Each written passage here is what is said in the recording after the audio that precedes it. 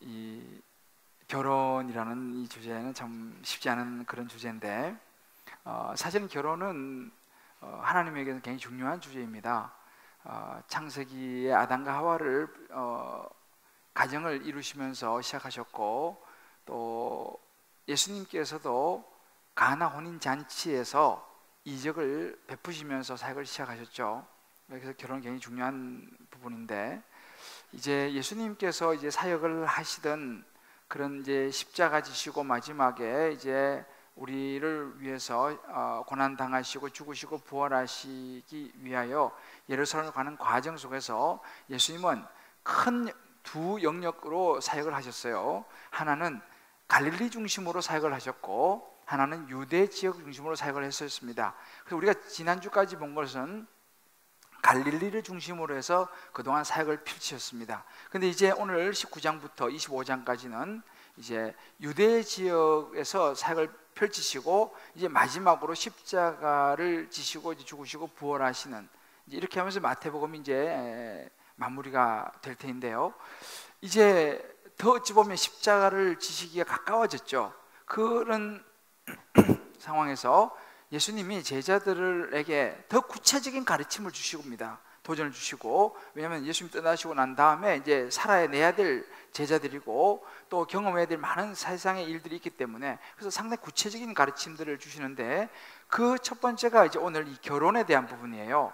결혼, 또 이혼, 또 뭐 재혼, 뭐 독신, 뭐 이런 게 다 포괄적으로 이제 포함되어 있는 그런 부분들을 예수님께서 이제 말씀을 하십니다. 근데 사실 이 주제들이 우리 인생에서는 뭐 너무너무 중요한 그런 주제들입니다. 사실은 우리 인생의 삶에 있어서 뭐 그게 전부 아니겠습니까? 결혼하고 또 살다가 이런저런 이유로 또 이혼도 하기도 하고, 또 재혼도 하고, 뭐 또 혼자 살기도 하고. 근데 참 이것이 굉장히 다루기가 어려운 문제예요. 왜냐하면 워낙 케이스가 다양합니다. 다들 형편과 여러 경우가 다 다르기 때문에 이런 부분들을 잘못 말을 하고 다루게 되면 자칫하면 상처를 받게 돼요. 그리고 또 오해도 하게 되고, 그래서 사실은 이런 본문들, 이런 주제들은 주일날 이렇게 설교 강단에서는 거의 잘 다루지 않습니다. 사실 목사님들이. 왜냐하면 워낙에 민감한 문제들이고 어려운 부분이기 때문에요. 그래서 주로 뭐 특강, 강사를 모셔가지고 그쪽 전문 분야의 분들이 이제 뭐 특강을 한다든지 이렇게 이제 주로 다루기는 하지만, 아마 여러분들이 이렇게 설교 강단에서는 별로 들어보지 못하지 않았겠는가 생각해 봅니다. 그렇지만 너무 중요한 주제이고, 저도 이거 굉장히 고민 많이 했어요. 이게 너무 어려운 주제이고 이게 민감한 주제이기 때문에 다 경우가 다르니까 정말 기도 많이 하면서, 그렇지만 또 이게 순서가 왔으니 어떡해요. 그래서 기도하면서 오늘 이 말씀을 준비했는데요. 사실 이 결혼에 대한 부분들은 요즘은 뭐 좀 전에 우리 너무 예쁜 우리 교회는 특별히 결혼을 많이 하고 애도 많이 놓는 그런 교회인데요. 좋은 일이죠. 우리 너무 보기 좋잖아요. 다 예쁘게 결혼하고. 근데 이제 요즘 이 시대 분위기가 너무너무 행복하고 좋은 분위기지만, 한편으로 안타까운 어두운 이런 부분들도 이제는 점점 많아지고 있기 때문에 참 조심스러운 부분입니다. 결혼에 대하여 여러 사람들이 이렇게 이런저런 이야기를 많이 하는데, 베이컨이라고 하는 이 철학자는 그렇게 이야기해요. 사람은 결혼 후 하루에 7년 늙는다는 것을 알게 된다. 얼마나 하루에 7년을 늙는데요. 덜소 코치라는 분은 이렇게 얘기했습니다. 결혼은 꼴이다. 다만 자살꼴이다. 또 어떤 분은 웨딩 케이크는 세상에서 가장 위험한 음식이다. 이렇게 얘기했어요. 그러니까 이 결혼이 이렇게 사실은 굉장히 장밋빛만은 아니다, 이렇게 이야기를 했어요. 근데 요즘 뭐 윤호님이라고 유재석이도 한마디 했더라고요. 이 사람들이 이렇게 결혼을 한 후 나는 하나를 잃고 다 얻었다. 그 하나는 바로 나 자신이다. 또 유재석이도 한마디 했어요. 아무튼 결혼에 대한 여러 요즘 우리나라가 여러분 잘 아시겠지만 한국이 OECD 국가 중에서 이혼율이 9위입니다. 9위. 아시아에서는 1위예요. 1위. 그러니까 이제 우리나라도 급격히 서구화되면서 굉장히 이혼율이 뭐 많아지는 그런 어찌 뭐 흔해지는, 그리고 또 요즘은 뭐 황혼이혼이다, 또 졸혼이다라는 말도 유행하대. 졸혼이 뭐 찾아보니까 결혼 졸업해가지고 이혼은 하지는 않고 법적으로 그냥 각자 사는 거예요.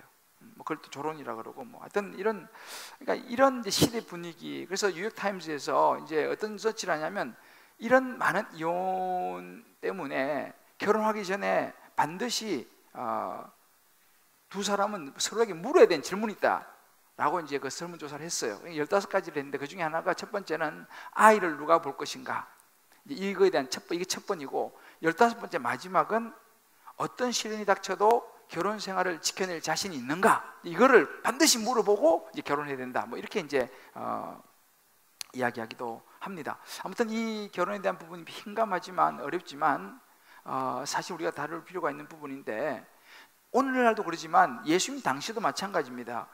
예수님 당시에도 이 유대인들 안에, 이 유대 사회 안에 이 이혼이라는 것이 굉장히 큰 이슈였습니다.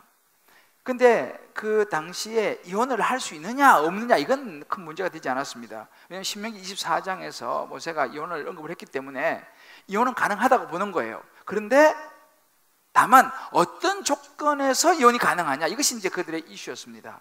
그래서 당시 유대인들에게는 크게 두 학파가 있었어요. 이 바리새 학파인 이 샴마이 학파라고, 이 보수적인 학파인데, 이 학파는 이혼은 여자 쪽이든 남자 쪽이든 어떤 성적인 부도덕을 범한 경우 외에는 이혼 안 된다라고 보수적으로 이야기한 학파가 샴마이 학파가 있었어요.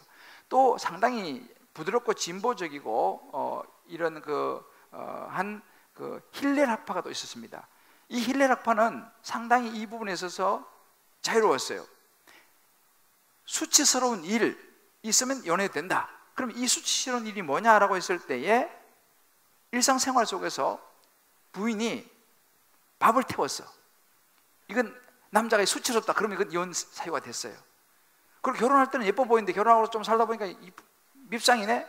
그러면 수치스러운 거야. 그럼 이혼을 할 수 있는. 그러니까 이 힐렐 학파는 굉장히 이혼에 대한 폭을 넓혀줬던 그런, 이 두 학파가 서로 막 싸우는 겁니다. 이제 그런 그 유대교 안에 이제 이혼 조건에 대한 때문에 분쟁이 많았는데, 늘 그러듯이 바리새인들은요, 하여튼 건수만 잡으면 어떻게라도 예수님을 갖다가 공경에 몰아넣고 시험하고 예수님을 하여튼 제거하려고 했던, 늘 그런 눈으로 보고 있기 때문에, 이런 결혼의 문제를 딱 보았을 때 역시 바리새인들이 예수님을 태클을 겁니다. 이 어려운 문제를 가지고 예수님을 공경에 빠뜨리려고 하는 것이죠. 그러면서 이제 바리새인들이 예수님은 어느 쪽인가, 이거를 이제 물어보는 그런 장면인데, 오늘 3절에 보면 그렇게 나와요. 바리새인들이 예수님한테 나와서 시험하면서 물어봅니다. 사람이 어떤 이유가 있으면 그 아내를 버리는 것이 옳습니까? 이 말은 어떤 이유가 있으면 이혼해도 됩니까? 라고 이제 묻는 그런 질문이죠. 이제 굉장히 어려운 질문이죠. 왜냐하면 지금 샴마이 학파하고 힐렐 학파가 아주 첨예하게 대립하고 있는 그런 상황 속에서 예수님이 만약에 이혼은 안 됩니다 라고 만약에 말을 한다면요, 예수님이, 아니 그럼 예수님은 이혼한 그런 사람들, 세리, 장녀 이런 사람들 찾아가 가지고 함께 식사도 하고 그 사람들을 위해 주고 이렇게 말하면서, 그리고 또 모세가 이혼 정서 써주라고 그랬는데 이혼이 안 된다고 말하면 예수님 뭐 어려운 사람들 편에서 늘 서서 그런다고 그러면서 위선자 아니냐라고 말할 것이고, 만약에 이혼해도 됩니다 라고 말을 했을 경우는 이게 이제 신학적이고 정치적인 이슈가 되는 거예요. 그러니까 예수님이 지금 이혼을 해야 된다고 말하느냐, 이혼을 하지 말아야 된다고 말하느냐, 어느 쪽이냐, 또 한다면 어떤 조건이냐, 이것을 아주 날카롭게 지금 바리새인들이 질문을 하고 있는 것이 오늘 우리가 읽었던 이 본문입니다. 사실은 말씀드리면 좀 어려운 부분이지만 우리의 삶이 현장에서 이런 일들이 굉장히 지금 많이 일어나고 있기 때문에, 저는 오늘 이 결혼에 대한 부분들, 또 이혼에 대한 부분들, 또 어떤 재혼에 대한 부분들, 또 싱글로 독신으로 살아가는 이런 부분들에 대해서 이 짧은 시간에 모든 걸 다 다루지는 못하지만, 성령께서 이 부분을 가지고 고민하고 생각하고 또 기도하고 있는 분이 있을지 모르겠습니다. 그래서 아마 오늘 2부에도 그런 분이 있을지 모르겠지만 하나님께서 이 말씀을 이 여기에 넣어서 하게 하신 데는 특별한 그 누군가를 향한 뜻이 있다고 저는 믿습니다. 그래서 오늘 이 말씀 가운데서 성령께서 주시는 음성을 저와 여러분 잘 우리가 캐치하시고 이걸 또 잘 정리하셔가지고 실제 우리의 삶 속에서 그리스도인으로 살아내는 데 있어가지고 성령의 인도하심을 잘 받고 가정들을 잘 지켜낼 수 있는 저와 여러분 우리 주님 기쁨의 교회 되기를 주의 이름으로 축복합니다. 자, 그러면 우리가 여기서 예수님께서 보여주신 것이지만 결혼에 대한 두 가지 선택을 보여주세요. 자, 그럼 결혼에 대한 두 가지 선택인데 첫 번째 선택은 뭐냐? 이혼을 선택할 수 없는 결혼이라는 것입니다. 바리새인들이 질문합니다. 예수님, 둘 중에 뭐가 맞습니까? 이혼하는 게 맞습니까? 이혼 안 하는 게 맞습니까? 이혼하는 게 옳습니까? 이혼 안 하는 게 옳습니까? 옳고 그름을 묻는 것입니다. 근데 예수님께서 여기서 어떻게 대답하십니까? 창세기 말씀을 인용하시면서 이혼이 옳다 그르다를 말씀하지 않고 결혼의 본질을 말씀하세요. 그게 오늘 4절 말씀입니다. 사람을 지으신 이가 본래 그들을 남자와 여자로 지으시고 라고 말합니다. 무슨 말입니까? 이게 옳다 그러다가 아니고 결혼이라는 것은 인간이 계획을 해서 한 게 아니고 결혼이라는 것은 하나님께서 사람을 남자와 여자로 지으신 하나님이 계획하신 것이다 라고 본질을 이야기해 주고 있습니다. 하나님께서 남자와 여자를 지으셔서 결혼을 계획하신 것인 하나님 섭리인데 그렇다면 어떻게 되냐? 5절에 나오죠. 그렇기 때문에 사람이 부모를 떠나서 아내와 합해서 그 둘이 한 몸이 될지니라고 말씀하셨다는 거예요. 그렇기 때문에 6절에 보면 이제는 둘이 아니고 한 몸이니 하나님이 딱 짝지어 주신 것을 사람이 나누지 못할지니라. 이것이 하나님의 결혼에 대한 계획이고 질서요 말씀이다라고 원론적인 본래의 의미, 결혼의 의미를 예수님께서 그들에게 설명해 주었습니다. 이 말은 뭐냐면 결혼이라는 것은 하나님이 직접 만드신 작품이라는 것입니다. 사람이 깨트릴 수 없다는 것이죠. 그러니까 구체적으로 남자와 여자의 어떤 성적인 결합을 중심으로 해서 하나님이 창조하신 창조의 목적에 맞게 계획되어진 하나님의 작품이기 때문에 사람들이 뭐 인간적인 뭐 편리함이라든지 뭐 사회 분위기라든지 풍습이라든지 이런 것 때문에 결혼을 좌지우지할 수 없다. 쉽게 말하면 결혼을 깨는 것은, 부부가 깨지는 것은 하나님의 작품을 깨는 것이다 라고 말씀하고 있습니다. 그래서 여기서 이제 분명히 말씀해 주는 건 결혼의 목적이에요. 결혼의 목적이 뭐냐라는 것입니다. 결혼의 목적은 하나님이 남자와 여자를 지으시고 보시기에 좋아하시면서 하나님의 형상을 이루어 가도록, 하나님의 거룩한 형상을 이루어 가도록 만든, 결혼의 목적은 거룩이지 나를 만족시켜달라, 내가 원하는 대로 해달라라고 하는 나 중심의 어떤 행복이 목적이 아니다 라는 것을 예수님께서 말씀하고 계십니다. 쉽게 말하면 이혼은 안 된다 라고 이야기하고 있습니다. 하나님의 작품을 깨뜨리는 것이다. 이런 영적인 원리들을 예수님께 쫙 설명을 해 주셨어요.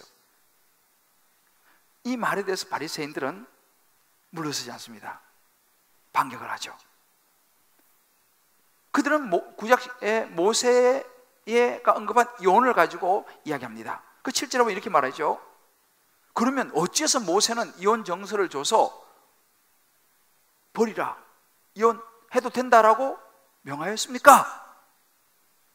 하나님께서 이혼하라고 허용하지 않았습니까? 이혼은 가능한 것입니다 라고 이제 바리새인들이 신명기 말씀을 딱 들이대면서 이야기를 했습니다. 상당히 이제 법적으로 접근하는 것이죠. 그 말을 듣고 예수님께서 8절에 이렇게 말합니다. 모세가 너희 마음의 완악함 때문에 아내 버림을 허락하였지만 본래는 그렇지 아니하다라고 본래 이야기합니다. 하나님의 원래 창조의 질서 원리를 이야기하는 것이죠. 이 의미를 이해할 필요가 있습니다. 모세가 그렇게 이야기한 이유는 이것이다 라고 하시는데, 당시에는요 많은 남자들이 결혼해서 살다가 부인이 마음에 안 들면요 그냥 이혼 정서도 없이 부인을 버려버린 것이죠. 내쫓아버린 것입니다. 그러면 이 쫓겨난 부인들은 이혼 정서가 없기 때문에 다른 사람하고 만나가지고 다시 재혼해서 살 수도 없어요. 그리고 그 당시는 여자들이 경제 능력이 없기 때문에 너무너무 고통을 당하고 살 수 없는 상황입니다. 그리고 이혼 정서가 없이 쫓겨나게 되면 그 당시는 그 여자가 간음한 것으로 잘못 비치면 돌에 맞아 죽는 그런 시대 상황이었습니다.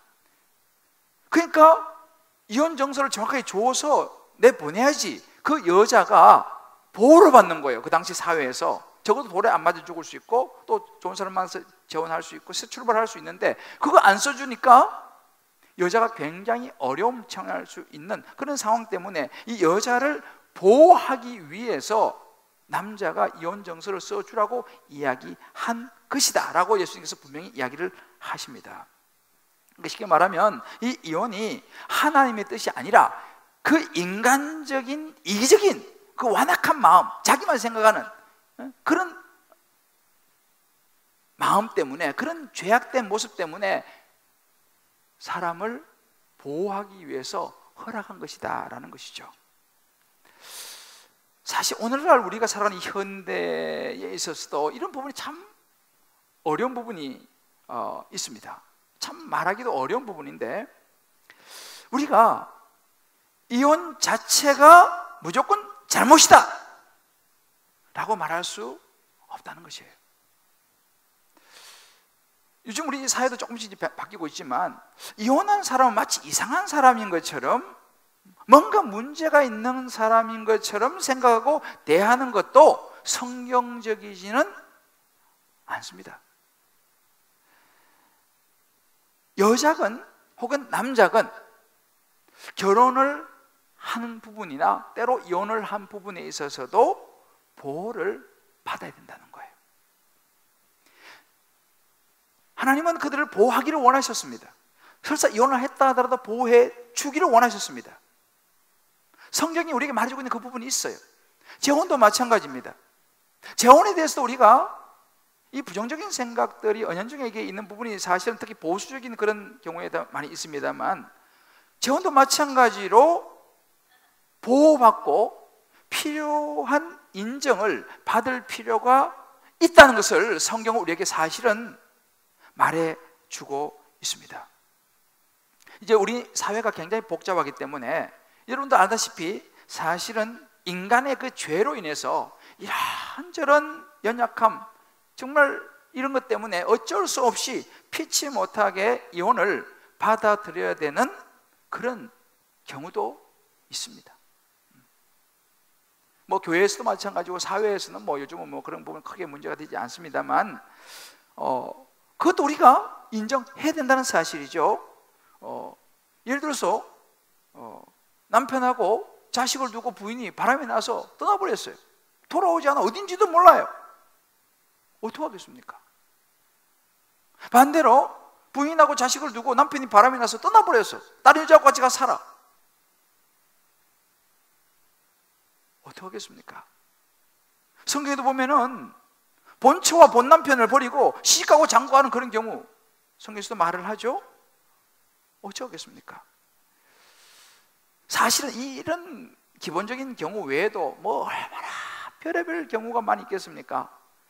사실 뭐 오죽하면 이혼을 하겠습니까?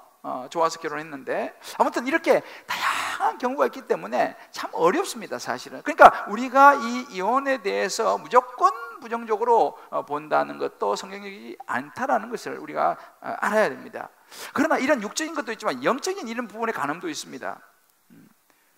결혼을 했는데 이 부인이 이단에 빠졌어요. 이단에 빠져가지고 가족이고 잔치고 다 내팽개치고 이단에 가서 살면 돌아오지 않아. 어떻게 해야 되겠습니까? 그래서 어떤 교단 교회에 따라서는 그런 경우는 이혼을 허락해 주는 데도 있습니다. 왜? 이단에 빠지는 것은 영적인 간음을 한 것이잖아요. 그래서 뭐 그런 경우, 하여튼 여러 가지 정말 많은 그런 경우가 있는데, 그래서 때로 주님은 이 이혼이라는 것이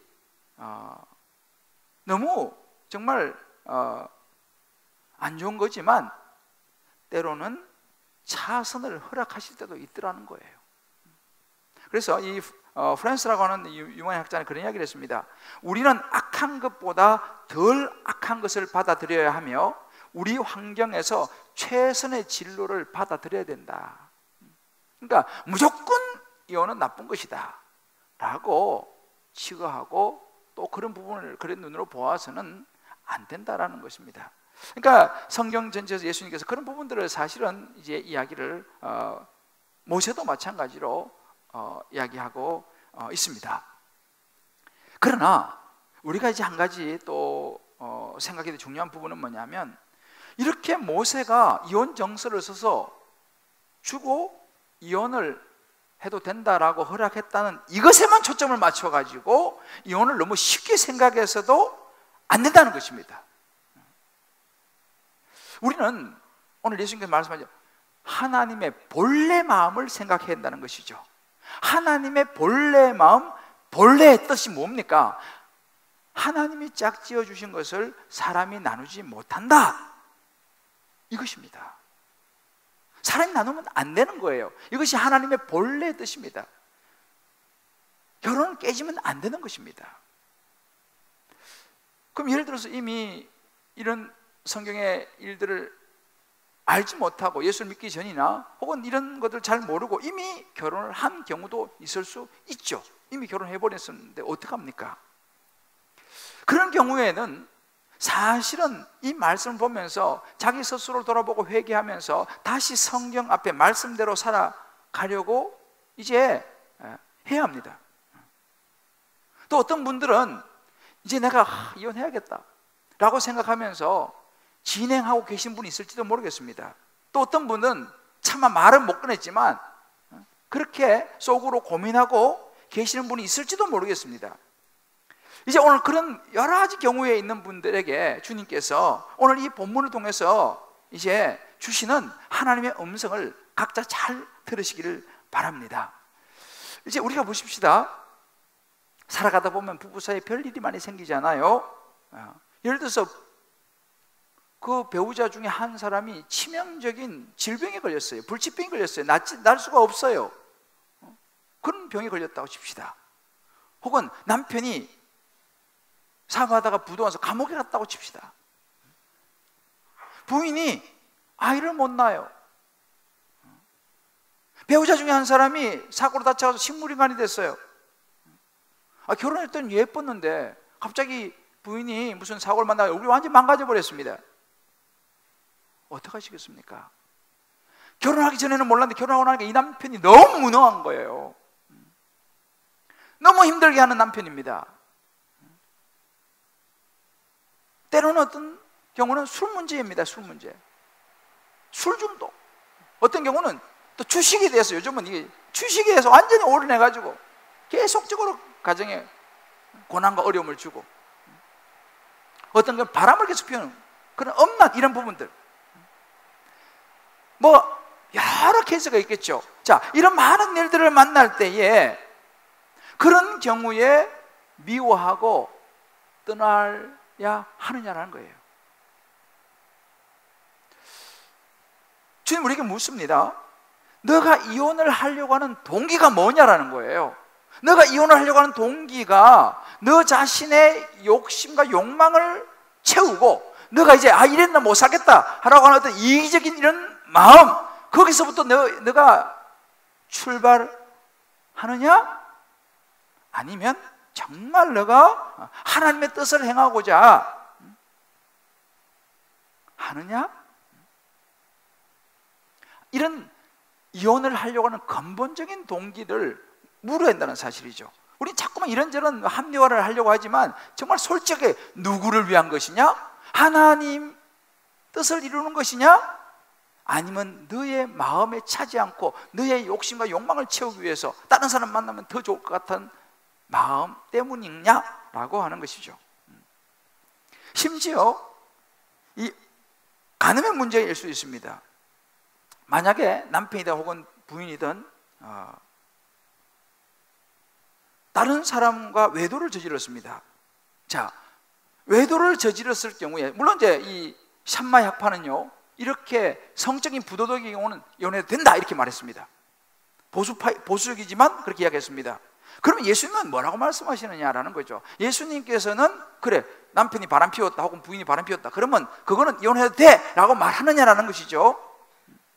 만약에 그 부인이 혹은 남편이 잘못을 회개하고 돌아온다면 용서하고 받아들여야 되느냐라는 문제입니다.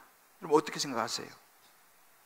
예수님이 가만히 하시는 걸 보면요 물론 예수님께서 그런 그 간음, 바람 피우고 음행하고 이거 아주 싫어하시는 죄 맞습니다만은 예수님은 복음서에 보면요 남편이 여러 있었던 사마리아 여인을 만나 주셨어요.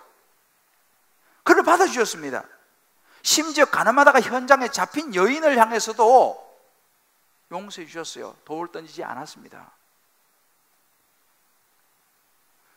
구약에 보면 나오죠. 우리 마태복음 1장에도 뭐 기생 라합 그건 창녀였습니다.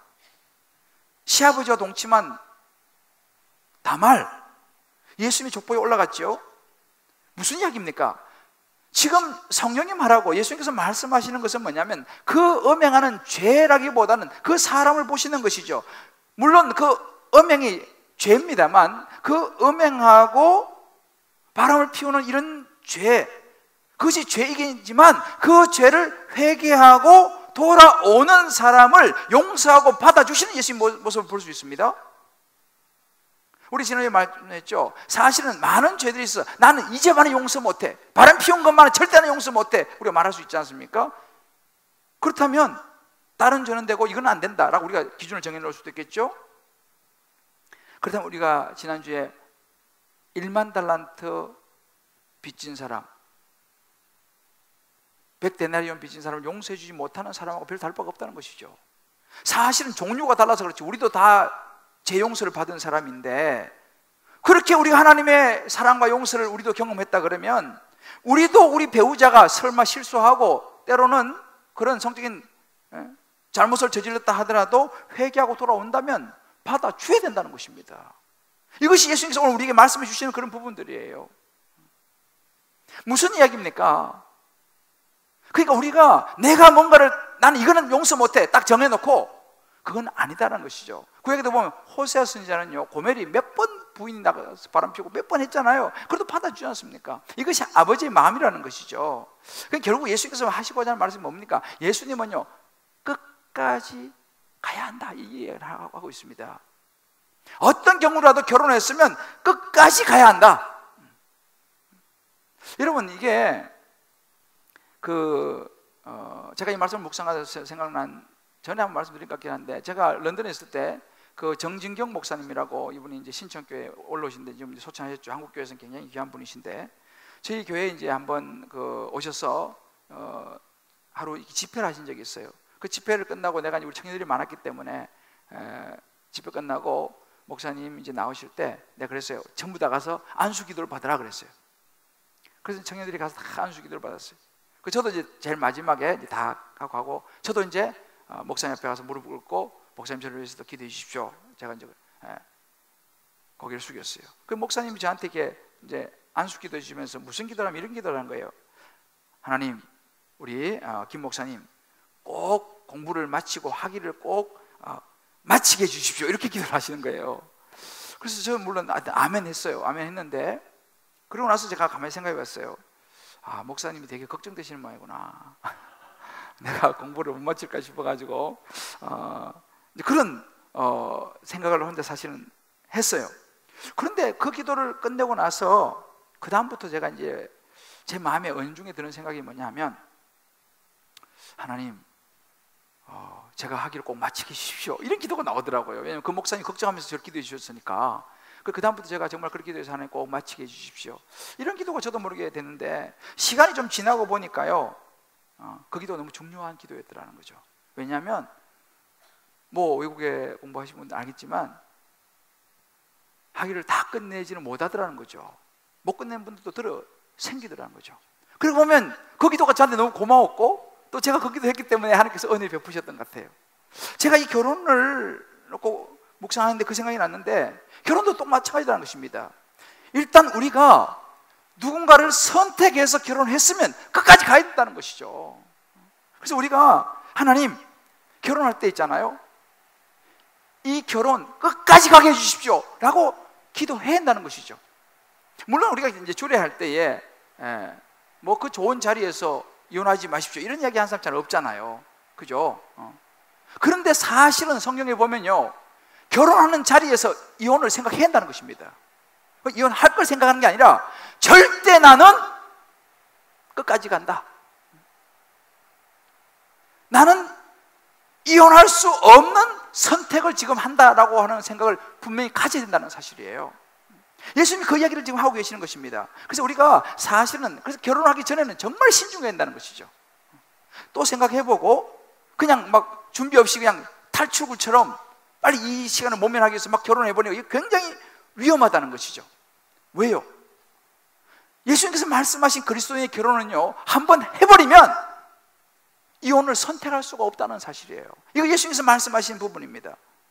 그래서 일단은 그래서 결혼을 굉장히 신중해야 되고, 일단 결혼을 했다고 하면 배우자가 그 다음에는요, 어떤 사람이든지 어떤 문제를 가지고 있든지 어떤 태도를 보이든지 간에 이미 이제 그것은 하나님의 계획과 섭리 가운데 세워진 가정이기 때문에 깨어서는 안 된다는 사실이에요.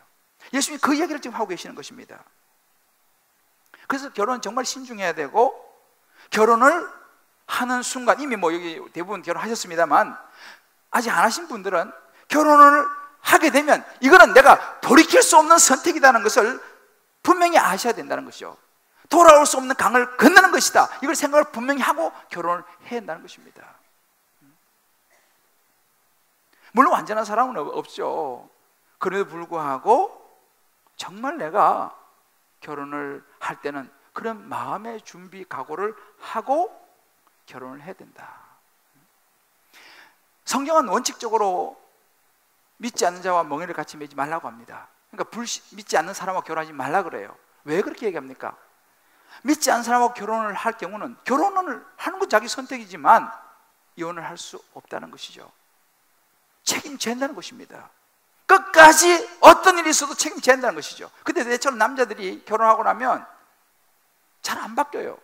안 믿는 남자들은.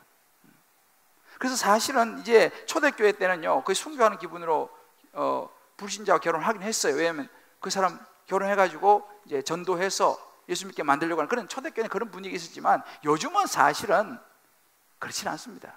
요즘은 뭐 다 그런 건 아니지만 의외로 요즘은 불신자와 결혼하시는 분들을 가끔씩 보면은요, 사실은 내가 가서 전도해서 순교하겠다 이런 마음보다는 그 사람 재력이 좋은 거예요, 백그라운드가 좋은 거예요, 돈이 많은 거예요, 이런 어떤 외적인 것을 보면서 합리화하는 거죠. 내가 가서 전도하면 되지. 이거 굉장히 위험한 일이라는 것을 우리가 알아야 합니다. 그래서 예수님께서 분명히 말씀하신 게 뭐냐면요, 너가 정말 결혼하기를 원하느냐?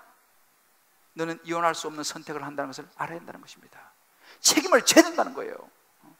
이게 예수님께서 오늘 말씀하고 있는 것입니다.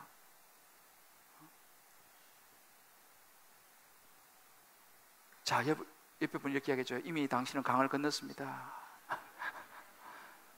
이게 성경의 원리예요. 이미 결혼했으면 이제는 이혼을 선택할 수 없다는 사실, 이게 예수님께서 말씀하고 계십니다.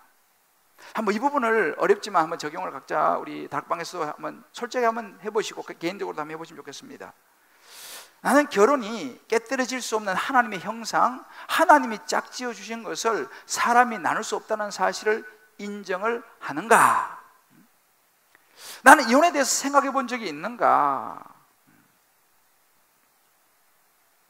이 이혼은 하나님의 뜻이 아니라는 이 말씀에 내가 순종할 수 있는가?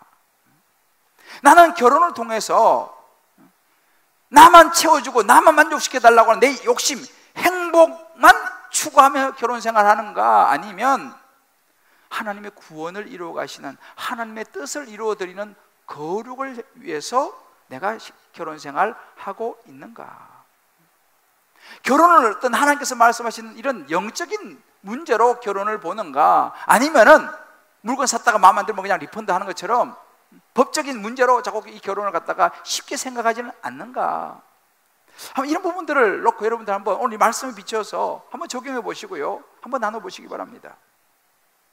두 번째 결혼에 대한 선택은 하나님 나라를 위한 독신입니다.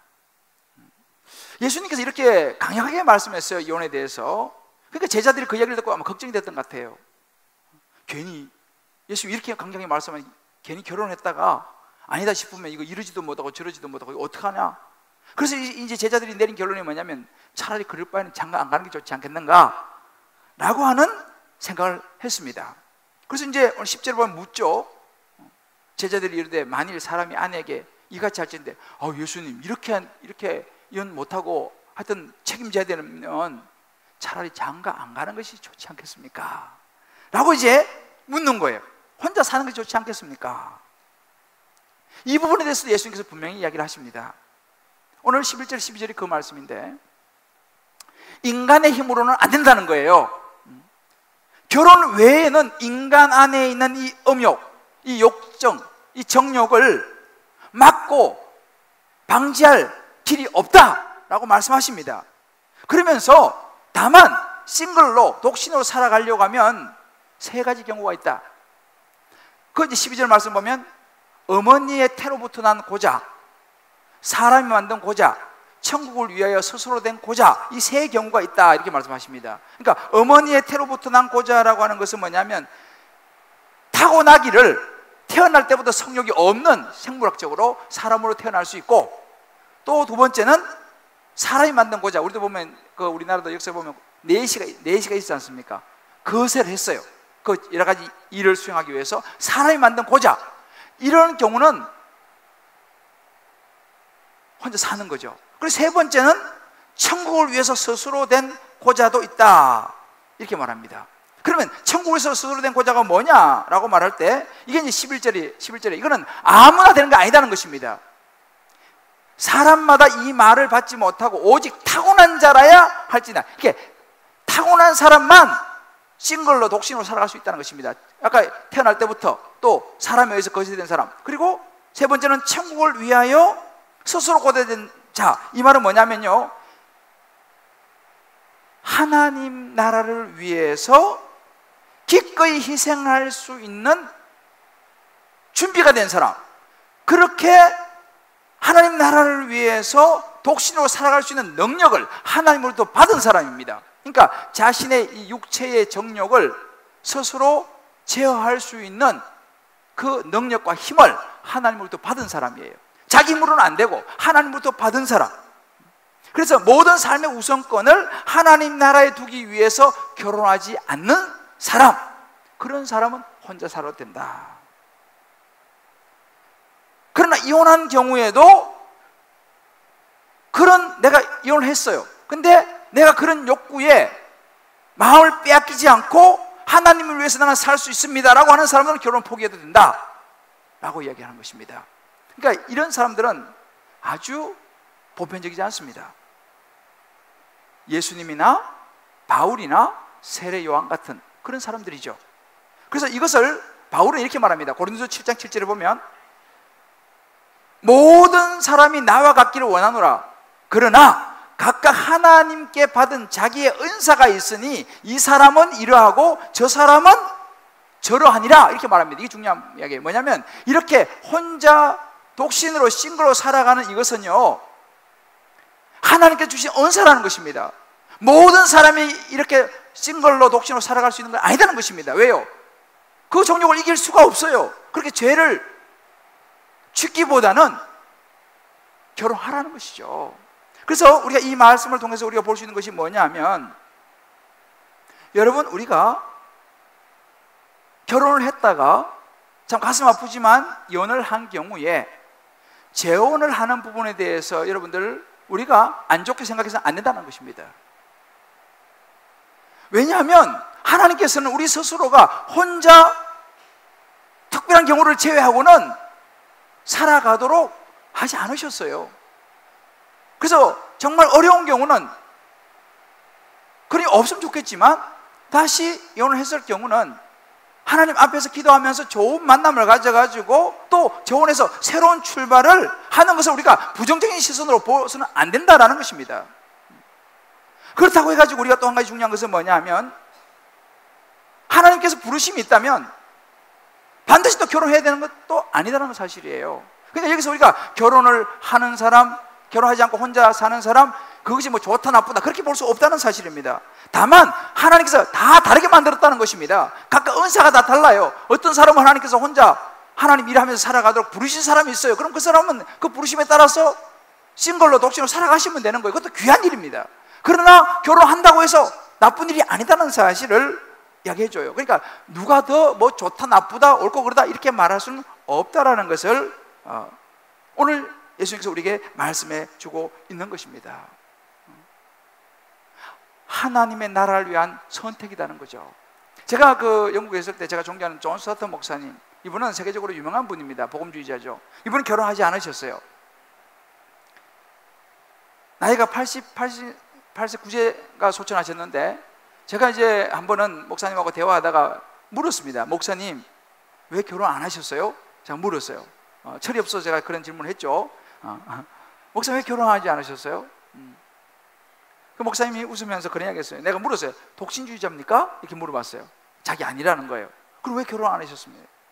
자기도 좋아하는 여자가 있었다는 거죠. 그래서 같이 말도 타고 했대요. 그런데 마음이 약해서 고백을 못했대 자기가. 그러고 나서 정신 사역을 하다 보니까 결혼 때를 놓쳐버렸다는 거죠. 그래서 나이가 너무 많이 들어버렸다는 거예요.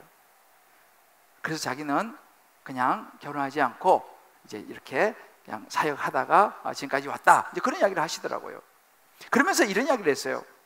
그래서 근데 결혼하지 않은 것이 나에게 좋은 건 있었다. 뭡니까? 물어보니까 결혼하면 가족에게 시간을 많이 써야 되는 게 있지 않느냐. 근데 나는 결혼 안 했으니까 그 가족들에게 쓸 이런 시간들이 많았기 때문에 나는 그 시간에 책을 쓰다는 거예요. 책을. 이분이 책을 수십 권 썼습니다. 그래서 많은 영향을 미쳤죠. 그래서 자기는 그 시간에 하나님 일을 하고 책을 쓸 수 있는 그런 시간들을 가지고 있어서 그건 자기는 굉장히 좋은 것이었다. 이런 이야기를 하셨어요. 그리고 이제 이분은 결국은 이제 혼자 그렇게 정말 너무너무 깨끗하게 싱글로 사시다가 이제 하나님 부르심을 받았습니다. 너무 멋있죠. 그 존 스타트 목사님을 도왔던 세크리테리 프란시스 화이트헤드라고 하는 영국 할머니, 이 할머니도 결혼하지 않았어요. 이분도 정말 싱글로 그 책 다 타이핑하고, 그분 아직도 살아계시는데 정말 너무 멋지게 하나님 앞에 싱글의 삶을 드리는 걸 제가 보았습니다. 제가 그런 거 보면 참 느낀 게 많습니다. 그러니까 우리가 반드시 결혼해야 된다, 혼자 살면 이상하다, 아닙니다. 그렇다고 또 결혼하면 안 된다, 아닙니다. 다 사람마다 다른 거예요. 각각 하나님 주신 은사가 다 다르다는 것을 우리가 알아야 됩니다. 그래서 우리가 그런 부분에 있어서 정말 이제는 결혼한다면 정말 신중해야 되고, 결혼을 했다면 이혼을 선택할 수 없는 결혼이라는 것을 우리가 분명히 알아야 되는 거예요. 살다가 참 피치 못하게 또 내가 생각하지 못했 상황 속에서 내가 만약 이혼을 했다면 우리는 두 가지 길을 선택할 수 있죠. 하나님 앞에서 주시는 은사를 가지고 주를 위해서 혼자 싱글로 하나님을 섬기며 살아가든지, 아니면 기도 가운데 좋은 사람을 만나서 새로운 가정을 또 세워나갈 수도 있다는 사실입니다. 이것을 갖다가 우리의 어떤 개인의 생각과 어떤 분위기와 이런 걸 가지고 우리가 판단해서는 안 된다는 사실을 성경 우리에게 이야기해 주고 있는 것입니다. 한번 이 두 번째 부분 한번 적용해 보면 좋겠습니다. 우리가 이제 요즘은 결혼 여정이 늦어지고 또 싱글도 제법 이제 많아지는 그런 상황인데, 만약에 결혼을 할 시기를 놓쳤다고 하면 여러분 어떻게 하시겠습니까? 성경 우리에게 말합니다. 예수님 말씀하신 죄를 짓는 것보다는 결혼이 낫다고 말씀했습니다, 분명히. 그러나 하나님 나라를 위해서 개인적인 부르심이 있다면, 하나님을 위해서 힘들지만 싱글의 길을 선택할 마음은 있으십니까? 한번 여러분 이 부분을 놓고 오늘 말씀을 가지고 한번 다양하게 한번 적용해 보시고 우리가 나눠보면 좋겠습니다. 사랑하는 성도 여러분, 참 어려운 주제를 제가 오늘 사실은 다뤘는데요, 이 결혼에 대한 분명한 가이드라인은 우리에게 필요합니다. 예수님께 제자에게 주셨어요. 그리스도인에게 결혼이란 이혼을 선택할 수 없는 것이다. 그리고 우린 결혼했다면요, 끝까지 하나님의 형상을 지켜내야 됩니다. 어떻게 그게 가능합니까? 우리 지난주에 봤잖아요. 7번씩 70번씩 용서해 주라고 그랬잖아요. 그 용서를 멀리서 찾지 마세요. 가장 가까이 있는 아내, 남편에게 찾으시면 됩니다. 끊임없이 용서해 주어야 됩니다. 받아 주어야 되는 것입니다. 그래야지 하나님의 형상을 지켜낼 수가 있는 거예요. 이것이 그리스도인이 가야 할 길입니다. 사단은 끊임없이 가정을 파괴시키려고 하는 거예요. 교회를 파괴시키려고 하는 것입니다. 그러나 부부 사이에 이 용서, 주님이 보여주셨던 1만 달란트 빚진 자의 그 은혜를 입은 자로서의 이 마음을 우리가 잊어버리지 않는다면 어떤 상황 속에서도 우리 부부를 향한 가정을 지켜낼 수 있을 줄을 믿습니다. 할렐루야! 끝까지 지켜야 됩니다. 그러나 재혼도 때로 싱글의 삶도 귀하다는 사실, 저는 우리 주님 기쁨의 교회 공동체가요, 이런 부분에 있어서 정말 좋은 역할을 하는 그런 교회가 되기를 원해요. 우리 교회 젊은이들 결혼 많이 하거든요. 지금요, 애기도 많이 낳아요.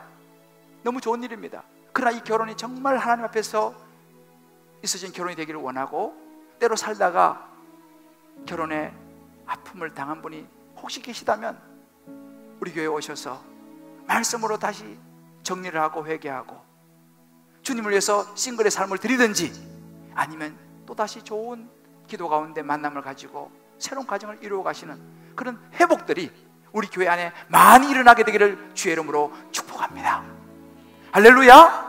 그렇게 될 때 이 가정이 세워질 것이고요, 이 나라, 하나님 나라가 세워질 줄을 믿습니다. 흙으로 사람을 지으사 그 코에 생기를 부르신 너신 주 하나님, 우리 찬송 가사 생각하면서 같이 한번 부르고 오늘 이 말씀 가지고 같이 한번 기도하겠으면 좋겠습니다. 흙으로 사람을 지으사 그 코에 생기를 불어 넣으신 주 하나님, 우리 위에 아들을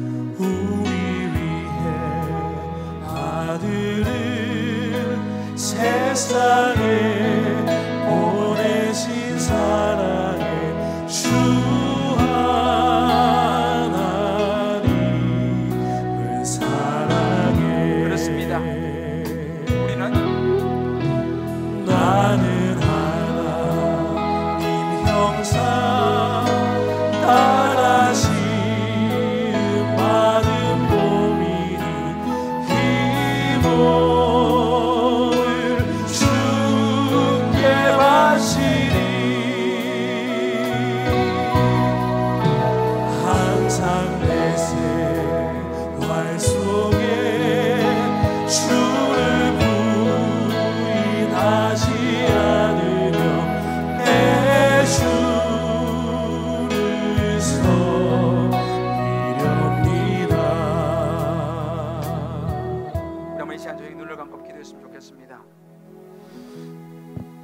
참 어려운 주제입니다. 사실은 왜냐하면 다 다르기 때문에 그래요.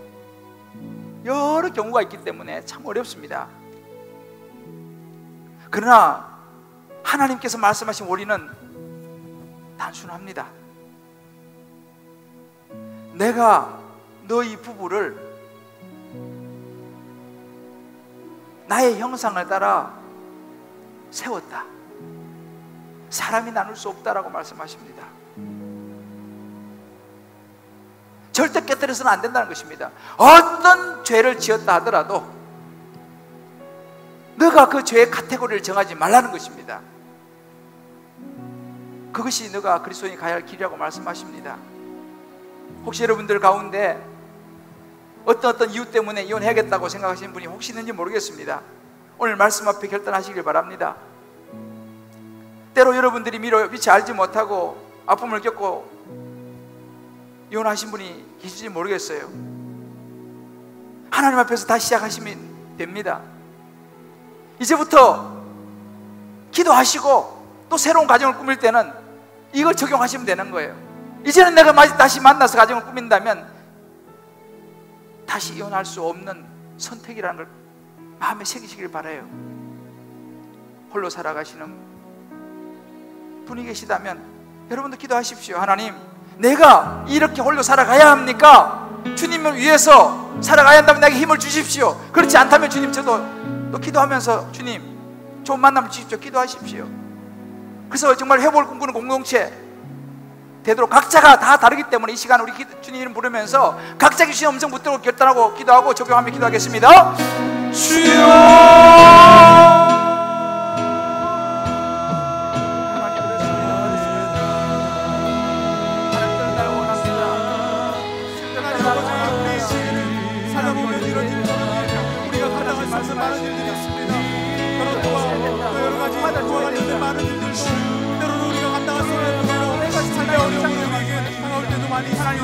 하나님, 그러나 다시 한번 하나님의 말씀 앞에서 이 결혼을 하나님의 영상이요 또 하나님께서 작정하는 이것을 아버지 우리가 결혼할 수 없음을 하나님 다시 한번 말씀 앞에 기도합니다.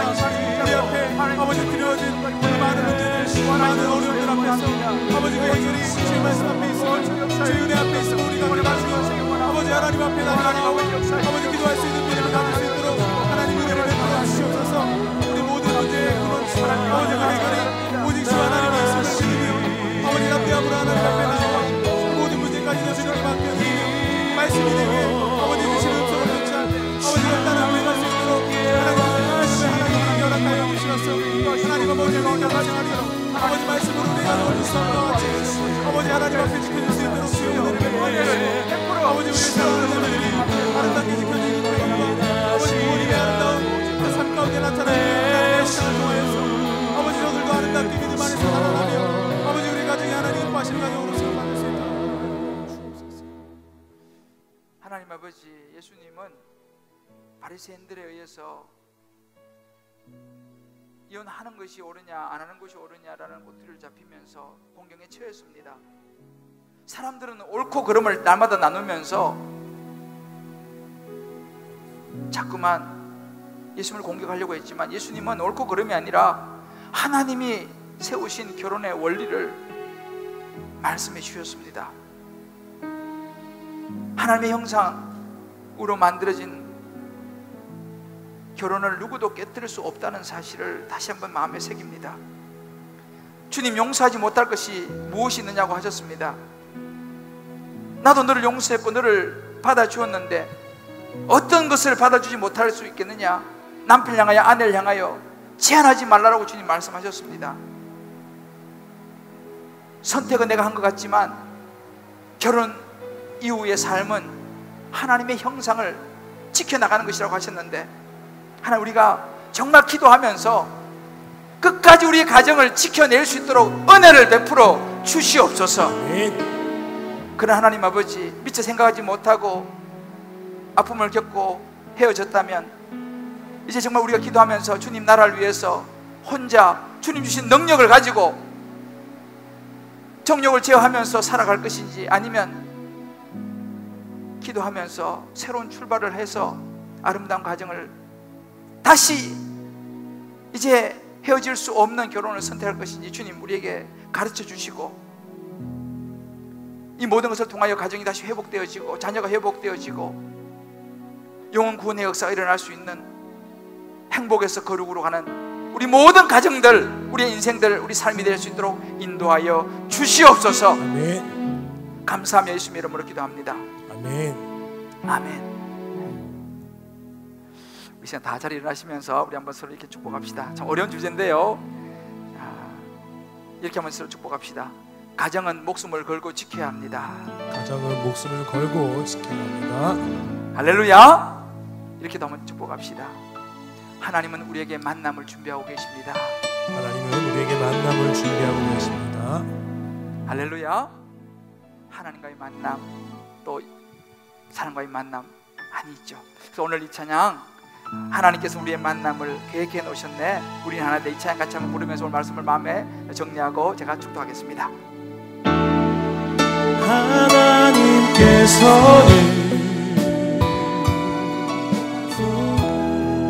우리의 만남을 계획해 놓으셨네. 우린 하나 되어 어디든 가리라. 어디든 가리라. 주위에 서라며 무엇이든 하리라. 당신과 함께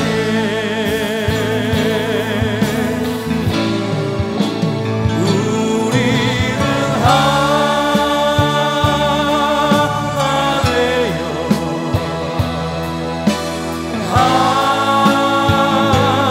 함께 걷네. 하늘 아버지 사랑 안에서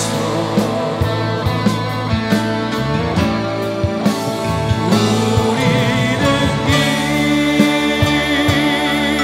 기다리며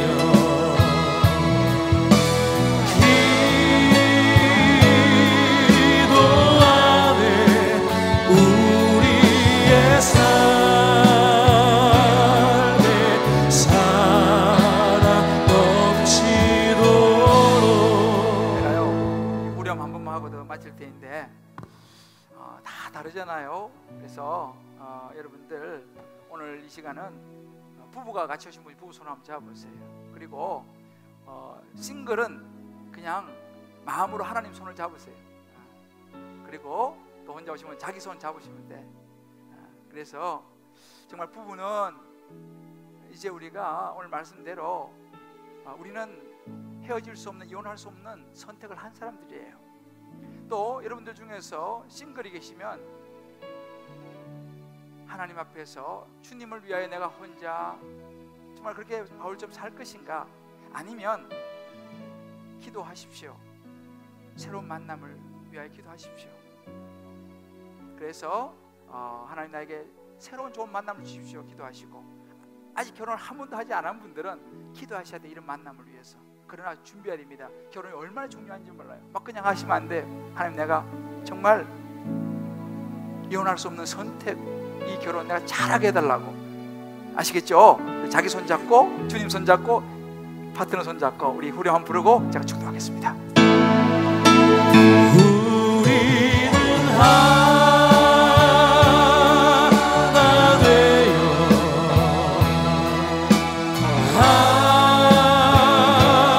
함께 걷네. 하늘 아버지 사랑 안에서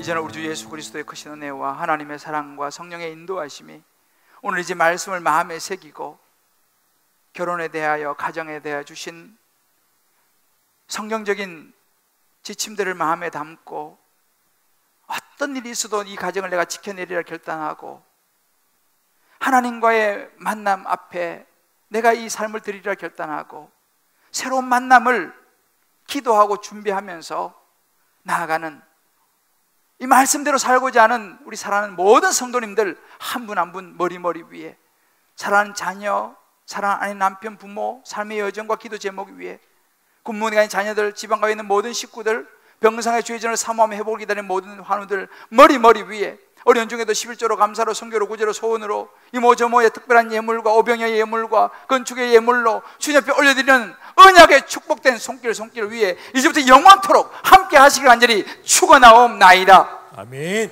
아멘.